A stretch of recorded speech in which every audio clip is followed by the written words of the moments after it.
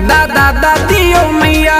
अब की प्रधानी के चुनाव में लड़े है मुकेश भैया हो, जीत के चुनाव नया राम करी है। मुकेश भैया बड़ा काम करी है हो, जीत के चुनाव ना आराम करी है। मुकेश भैया जी काम करी है। आपका आशीर्वाद और विश्वास सुनिश्चित करेगा गांव का विकास। तो देर किस बात की भाइयों और बहनों, आप सभी लोग हमारे मुकेश भैया जी को इस बात जिताइए और ग्राम सभा को आगे बढ़ाइए। हाँ, गाँव गाँव नालियों खड़ंजा लगवाएंगे, पानी सप्लाई खातिर टंकी बनवाएंगे।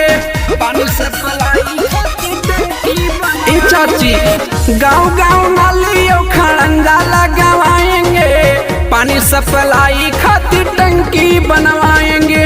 रोजगार शिक्षा विकास पीएम आवास मिलेगा, हितकारी परोपकारी जैसे सुंदर फूल खिलेगा हो। जीत के चुनाव बड़ा नाम करी है, मुकेश भैया जी काम करी है हो। जीत के चुनाव ना आराम करी है, मुकेश भैया जी काम करी है।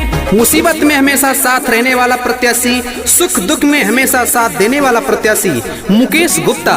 जी हाँ दोस्तों, मुकेश गुप्ता छोटे और बड़े को सम्मान करने वाला प्रत्याशी मुकेश गुप्ता। जौनपुर जिले में मल्हनी का परचम लहराने वाला प्रत्याशी मुकेश गुप्ता।